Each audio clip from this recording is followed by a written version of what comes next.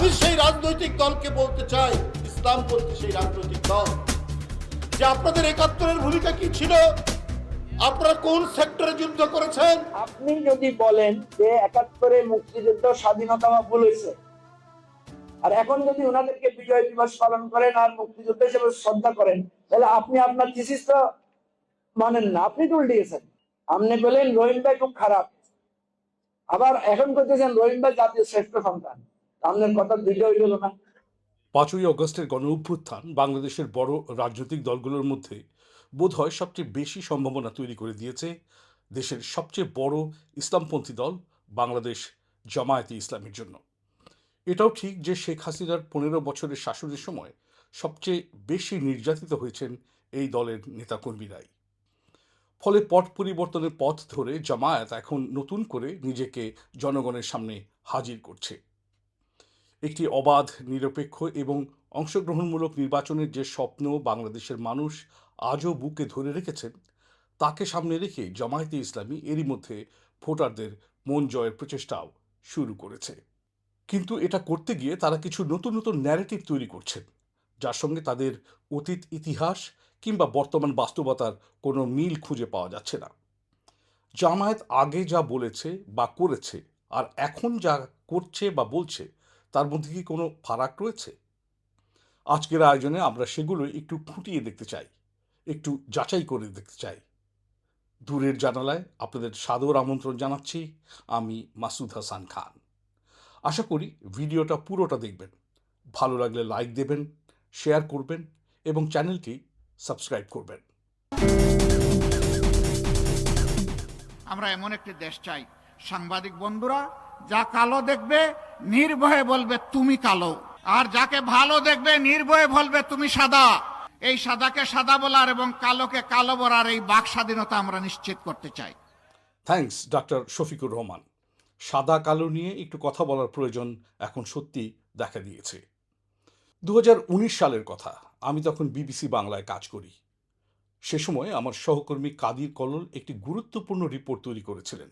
শিরোনাম, জামায়াতে ইসলামী কি বাংলাদেশের মুক্তিযুদ্ধকালীন ভূমিকার জন্য ক্ষমা চাওয়া এবং সংস্কার থেকে পিছিয়ে যাচ্ছে? ওই রিপোর্টে যা বলা হয়েছিল তার মোদ্দা কথা হচ্ছে, ৭১-এর ভূমিকার জন্য ক্ষমা চাওয়া কিংবা অতীত থেকে দলের বেরিয়ে আসার প্রশ্নে সংস্কারের চিন্তা থেকে জামায়াত নেতৃত্ব পিছিয়ে এসেছে। তারপর কেটে গেছে আরও ৬ বছর।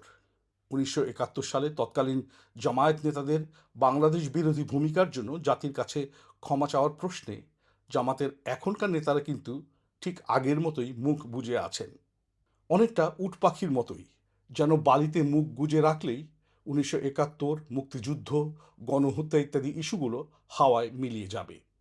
বর্তমান সামাজিক ও রাজনৈতিক বাস্তবতায় জামায়াতের জন্য এটা একটা চরম স্ট্র্যাটেজিক এবং পলিসিগত ভুল, মানে নীতিগত এবং কৌশলগত ভুল। আমার ক্ষুদ্র জ্ঞান থেকে আমি বাংলাদেশের মানুষকে যতটুকু জানি, যতটুকু বুঝি, ৫৩ বছর পর এই ২০২৫ সালেও স্বাধীনতার যুদ্ধ, গণহত্যা, নির্যাতন ইত্যাদি বিষয়ে বাংলাদেশের মানুষ এখনও আগের মতোই আপোষহীন, আগের মতোই আবেগী। জামায়াতের নেতারা অবশ্য এখন বলছেন তারা মানুষের ভালোবাসার কাঙাল, অর্থাৎ তারা মানুষের সমর্থন চান, তাদের ভোট চান এবং ক্ষমতায় যেতে চান। কিন্তু আমার কেন যেন মনে হচ্ছে মূল নীতি বেঠিক থাকার ফলে তাদের এখনও কাঙাল হয়েই থাকতে হবে। মুক্তিযুদ্ধকালীন ভূমিকাকে কেন্দ্র করে জামায়াতের ভেতরে যে একেবারেই কোনো টানাপোড়েন ছিল না, তা কিন্তু না। এই ক্ষমা চাওয়ার ইস্যুকে ঘিরেই ২০১৯ সালে জামায়াতে দেখা দিয়েছিল সবচেয়ে বড় ভাঙন। সে সময় জামায়াতের একজন শীর্ষ নেতা ব্যারিস্টার আব্দুর রাজ্জাক পদত্যাগও করেছিলেন। বহিষ্কার করা হয়েছিল কেন্দ্রীয় নেতা মুজিবুর রহমান মঞ্জুকে। পদত্যাগের পরপর মিস্টার রাজ্জাক বিবিসি বাংলাকে একটি সাক্ষাৎকার দিয়েছিলেন। সেখানে সেই ২০১৯ সালেই ক্ষমা চাওয়া জামায়াতের জন্য যে কতটা জরুরি ছিল সেই ব্যাখ্যায় তিনি দিয়েছিলেন। আমার মনে হয় জামাত বর্তমান নেতৃবৃন্দ যারা আছেন জামায়াতের, তারা শিক্ষিত, তারা যথেষ্ট সিভিলাইজড, তারা সংগঠনকে ধরে রেখেছেন এবং তাদের মধ্যেও যথেষ্ট ফরওয়ার্ড লুকিং, সম্মুখের দিকে চিন্তার লোকজন আছে। আমি বিশ্বাস করি যে জামাতের নতুন প্রজন্ম যদি লিডারশিপে আসে তাহলে এটার মধ্যে পরিবর্তন সম্ভব এবং পরিবর্তন অত্যন্ত প্রয়োজনীয়। একটা কথা বলে রাখি, কিন্তু এই প্রয়োজন, এই পরিবর্তিত অবস্থাতে প্রয়োজন যদি জামাত আনতেও চায়, আমি তখন জামাতে নেই, কিন্তু 1971 সালের এই ইস্যুটাকে জামাতকে অবশ্যই অ্যাড্রেস করতে হবে। এছাড়া নতুন কোনো চিন্তাধারা কাজে লাগবে বলে আমার মনে হয় না। 1971 যে জামায়াতের গলায় রুই মাছের একটা বড়সড় কাটা, সেটা বর্তমান নেতাদের কথার মধ্যেও টের পাওয়া যায়। সেই কাটা তারা গিলতেও পারছেন না, উগরে দিতেও পারছেন না। তখন হয়তো তারা সিদ্ধান্ত নিয়েছিলেন যে এক পাকিস্তান থাকুক, আমরা ভিতরে থেকেই লড়াই করে আমাদের অধিকার আদায় করব। এরপরেও এটা সঠিক যে জামাত চেয়েছিল এক পাকিস্তান, কিন্তু পরবর্তী পর্যায়ে পাকিস্তানি শাসক গোষ্ঠীর তাদের নিপীড়ন, নির্যাতন, খুন এবং বিভিন্ন ধরনের অপকর্মের কারণে সারা জাতি ফুঁসে উঠেছিল, মুক্তিযুদ্ধ অনিবার্য হয়ে উঠেছিল। ডক্টর রহমান এখানে যা বলছেন তার কথাগুলো যদি আমরা একটু ডিকনস্ট্রাক্ট করি, তাহলে দেখা যাবে তিনি বলছেন পাকিস্তানের শাসক গোষ্ঠীর কর্মকাণ্ডের বিরুদ্ধে মানুষ ফুঁসে উঠেছিল, মুক্তিযুদ্ধ অনিবার্য হয়ে উঠেছিল। বলতে চেয়েছেন তারা ছিলেন অনেকটা দর্শকের ভূমিকায়। তাহলে প্রশ্ন ওঠে, সে সময় নিরীহ মানুষের ওপর এসব খুন, নিপীড়ন, নির্যাতন ইত্যাদি দেখে জামায়াতে ইসলামী কি চুপ করে গিয়েছিল? তারা কি সরে এসেছিল? তারা কি এসব কাজের বিরোধিতা করেছিল? কিন্তু ইতিহাস তো তা বলে না। ইতিহাস বলে মুক্তিযুদ্ধ যখন চলছে তখন জামায়াত নেতাকর্মীরা দলে দলে শান্তি কমিটিতে যোগ দিচ্ছেন, রাজাকারে যোগ দিয়ে পাক বাহিনীর দোসর হিসেবে কাজ করছেন, নিজের দেশের মানুষের ওপর জুলুমে সক্রিয়ভাবে অংশ নিচ্ছেন। প্রমাণ 1971 সালের 6 সেপ্টেম্বর জামায়াতের মুখপাত্র দৈনিক সংগ্রাম যদি সাদাকে কালো এবং কালোকে সাদা না বলে থাকে, তাহলে তার রিপোর্ট দেখলেই জানা যাবে তৎকালীন জামায়াত প্রধান অধ্যাপক গোলাম আজম মুক্তিযুদ্ধ নিয়ে কি বলেছিলেন। তিনি মুক্তিযোদ্ধাদের বিচ্ছিন্নতাবাদী আখ্যা দিয়েছিলেন। তিনি বলেছিলেন জামায়াত কর্মীরা জানে, তার ভাষায়, বাংলাদেশ ইসলাম ও মুসলমানদের জন্য কোনো স্থান হতে পারে না। জামায়াত কর্মীরা শহীদ হতে পারে কিন্তু পরিবর্তিত হতে পারে না বলেও তিনি সেদিন বলেছিলেন দৈনিক সংগ্রামের রিপোর্ট অনুযায়ী। তাহলে প্রশ্ন ওঠে, 53 বছর ধরে এই স্বাধীন বাংলাদেশে যারা বসবাস করছেন তারা আসলে কে? তারা কি মুসলমান? 1971 সালের ভূমিকা নিয়ে অনুশোচনার লেশমাত্র দেখা যায়নি জামায়াতের অতীত নেতাদের মধ্যে। 1994 সালে চট্টগ্রামে এক জনসভায় ভাষণ দেওয়ার সময় অধ্যাপক গোলাম আজম তার কৃতকর্মের জন্য কোনো রকমের ক্ষমা প্রার্থনা করেননি। তার বদলে তিনি যা বলেছিলেন তা হলো দুঃখ প্রকাশ। দেশের এবং জনগণের ক্ষতির কোনো চেষ্টা আল্লাহর রহমতে আমি কোনোদিন করিনি। যা ভালো বুঝেছি দেশের জন্য, জনগণের কল্যাণের জন্য করেছি। এরপরেও মানুষের ভুল হয়, ভুল হতে পারে। কেউ আমার কোনো কাজকে ভুল মনে করতে পারেন, সাধারণত তাদেরকে আমি দোষী বলবো না। নবী ছাড়া কে দোষী নয়? দোষ কম বেশি সবারই আছে। তাই যারা আমার কোনো কাজকে ভুল মনে করেছেন, আমার কোনো কাজে অসন্তুষ্ট হয়েছেন, আমার কোনো কাজে ব্যথিত হয়েছেন, দুঃখ পেয়েছেন, আমি তাদের সবার কাছে জানাচ্ছি আপনাদের এই বেদনার সঙ্গে আমি শরিক, আমিও দুঃখিত। ইন্টারেস্টিংলি 1971 নিয়ে পাকিস্তানের বর্তমান নেতারাও ঠিক একই ধরনের কথা বলেন। তারা সরি বলেন কিন্তু ফরগিভনেস চান না। কিন্তু মুক্তিযুদ্ধের মতো এত বড় একটা সত্যের মুখোমুখি দাঁড়িয়েও জামায়াতের অনুশোচনা করতে না পারা, নিজের ভুল স্বীকার করতে না পারা এবং জাতির কাছে ক্ষমা চাওয়ার এই অক্ষমতার উৎসটি ঠিক কোথায়? এটা কি তাহলে অধ্যাপক গোলাম আজমের তৈরি করা ন্যারেটিভকেই চরম সত্যি হিসেবে ধরে নিয়ে তার পেছনে লুকিয়ে থাকার কোনো মানসিকতা, নাকি আশা করা যে লোকে এসব ভুলে যাবে? এখন এটা আমাদের স্বাধীন বাংলাদেশ, রক্ত দিয়ে, জীবন দিয়ে জামাত এবং শিবিরের লোকেরা এবারের জুলাই এবং আগস্টের আন্দোলনের সবচেয়ে বেশি ভূমিকা রাখছে না ভাই? বিএনপির সাথে বিএনপি হলো 1 নম্বর, জামাত হলো সেকেন্ড সারিতে। আন্দোলনের রাজনৈতিক শক্তি হিসেবে অনেক ভূমিকা রাখছে না? সবচেয়ে বেশি জীবন দিচ্ছে কারা? বিএনপি এবং জামাতের লোকেরা। তাইলে তো এই 24-এ এসে তারা স্বাধীনতার সংগ্রামী।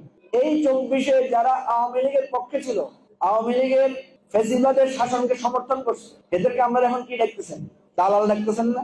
এদের রাজনৈতিক অধিকার আছে কি আছে না এটা নিয়ে আমরা বিতর্ক করতেছি না? পলিটিক্স করতে পারবে কি পারবে না, নির্বাচন করতে পারবে কি পারবে না আলোচনা করতেছি না? হ্যাঁ, আমরা কইতেছি ক্ষমা চাইলে পারবে, মাপ চাইতে হইব, শাস্তি পাইতে হইব, শাস্তি পাই, তারপরে শুদ্ধই আইতে হইব, তাহলে আবার রাজনীতি করতে পারবো। ঠিক জামাতের ব্যাপারেও এই কথাটাই 40 বছর 50 বছর ধরে মানুষ বলছে। জামায়াত একটি ধর্মভিত্তিক দল, ইসলামী অনুশাসন মেনেই দলটি পরিচালিত হয়। কিন্তু বাংলাদেশের সংসদীয় গণতান্ত্রিক রাজনীতির কাঠামোতে কাজ করতে হলে জামায়াতের আদর্শ, তার আকার প্রকারে যে কম্প্রোমাইজ করতে হবে, তার জন্য জামায়াত আসলে কতটুকু প্রস্তুত? জামায়াতের নেতারা ইদানিং মানুষকে বোঝাবার চেষ্টা করছেন যে তাদের দলের মধ্যেই রয়েছে গণতন্ত্র, তারা ক্ষমতায় এলে নারী পুরুষ সমান অধিকার ভোগ করবেন, নারীদের জোর করে বোরকা পরানো হবে না ইত্যাদি। জামায়াতের আমির এই কথাগুলো বারবার করে গণমাধ্যমকে বলছেন। নারীদেরকে আমরা কিভাবে দেখি? নারীদেরকে মা হিসাবে দেখি, আমার সহোদরা বোন হিসাবে দেখি, এবং আমার ঔরসজাত সন্তান হিসাবে আমরা দেখার, এর বাইরে কোনো কিছু হিসাবে আমরা দেখতে চাই না। আর কাউকে জোর করে বোরকা পরানো হবে না। বোরকা এটা মনের ব্যাপার। কেউ যদি স্বেচ্ছায় বোরকা পরতে চান তিনি পরবেন, কেউ যদি না পরে তার মতো চলতে চান তিনি চলবেন। তবে সমাজ ব্যবস্থা মানুষকে প্রভাবিত করে, এটা খুবই স্বাভাবিক। যে সমাজে এই ধরনের একটা কোরআন সুন্নাহ ভিত্তিক ফ্লেভার থাকবে, সেই সমাজের নারীরাই তারা ডিসিশন নেবে যে তখন তাদের পোশাকটা কী হওয়া উচিত। কিন্তু এখানে একটা কথা খেয়াল করার মতো, বোরকা প্রসঙ্গে তিনি বলছেন এটা হবে নারীদের চয়েস, আবার একই সঙ্গে বলছেন সমাজ ব্যবস্থা মানুষকে প্রভাবিত করে। যে সমাজে কোরআন সুন্নাহর ফ্লেভার থাকবে সেই সমাজের নারীরাই সিদ্ধান্ত নেবেন তার পোশাক কি হওয়া উচিত। ফলে নারীদের পোশাক চয়েসের অধিকারটা কতখানি বজায় থাকবে তা নিয়ে কিন্তু প্রশ্ন উঠে যায়। এ তো গেল দেশের মোট জনসংখ্যার অর্ধেক নারীদের অধিকারের ব্যাপার, কিন্তু জামায়াতে ইসলামীর ভেতরে যেসব নারী রয়েছেন তাদের কি হাল? জামায়াত মুখে যা বলছে কাজের বেলায় কি আসলেই তা করছে? আমি জামায়াতের কেন্দ্রীয় পরিষদের বর্তমান নেতাদের তালিকাটি দেখছিলাম, সেখানে একজনও নারী নেই, একজনও না। জামায়াতের একটি মহিলা শাখা রয়েছে, কিন্তু সেই শাখার নারী নেতৃত্ব কেন্দ্রীয় পরিষদে কতটুকু এবং কিভাবে ভূমিকা রাখে তা ঠিক পরিষ্কার না। শুধু এটাই না, জামায়াতের যেসব জনসভা হয় সেগুলিতে নারী সদস্যরা বলতে গেলে প্রায় অনুপস্থিত। ডায়াসের উপরেও না, ডায়াসের নিচেও না। পর্দার ব্যবস্থা করেও তারা জনসভায় হাজির থাকতে পারেন কি না সেটাও ঠিক বোঝা যায় না। জামায়াতের জনসভার যেসব ভিডিও ইউটিউবে দেখা যায় তার কয়েকটিতে আমি তন্ন তন্ন করে খুঁজছি, সেখানে জামায়াতের নারী সদস্যদের উপস্থিতি টের পায়নি। শুধু মাগুরার একটি জনসভাতে একটি বাড়ির ব্যালকনিতে কিছু নারীকে এক ঝলক দেখা গেছে। ধরে নিয়েছি এরাই জামায়াতের নারী সদস্য কিংবা সমর্থক। মূল অনুষ্ঠানের জায়গাটিতে তাদের স্থান হয়নি। তাহলে জামায়াতের নারী সদস্যরা কি এতটাই অপাংতেয়? তাদের মধ্যে কি নেতৃত্বের গুণাবলীর অভাব রয়েছে? ব্যাপারটা নিশ্চয়ই ডক্টর শফিকুর রহমানকেও ভাবিয়ে তুলেছে। তাই যশোরের একটি জনসভায় এ নিয়ে তিনি কিছু একটা বলতে বাধ্য হয়েছেন। প্রিয় সম্মানিত ভাইরা, আমি দুঃখ প্রকাশ করছি, এত বড় কর্মী সম্মেলন যশোর জেলার ভাইদের নিয়ে হলো, কিন্তু আমরা আমাদের বোনদেরকে এই ধরনের আয়োজনে আমরা সম্পৃক্ত করতে পারলাম না। ভবিষ্যতে ইনশাআল্লাহ আমরা চেষ্টা করব। ভাইয়েরা যারা এসেছেন তারা মনের পকেটে নিজের খোরাক নিয়ে যাবেন এবং বোনদের জন্যও কিছু নিয়ে যাবেন, পরিবারের সবার জন্য নিয়ে যাবেন, সমাজের জন্য, আপনজন প্রিয়জনের জন্য নিয়ে যাবেন। তাহলে ঘাটতি ইনশাল্লাহ কিছুটা পূরণ হবে। ডক্টর রহমান যে ঘাটতির কথা বলছেন তার বাইরেও একটা বড় ঘাটতির কথা উল্লেখ করতে চাই, তা হলো ইতিহাসের ঘাটতি। রেভিশনিজম অর্থাৎ বর্তমান বাস্তবতাকে ব্যবহার করে অতীতের ইতিহাসের ভিন্ন ব্যাখ্যা তৈরি করা। ভোটের মৌসুম শুরু হওয়ার পর থেকে জামায়াত নেতারা বলতে শুরু করেছেন গত 53 বছরে বাংলাদেশ কিছুই পায়নি, মানুষ শুধু পেয়েছে অবিচার। যেমন জামায়াতের ঢাকা মহানগর উত্তরের আমির মোহাম্মদ সেলিম উদ্দিন। বিগত 53 বছরের শাসকরা বাংলাদেশের ছাত্র সমাজের সাথে অবিচার করেছে।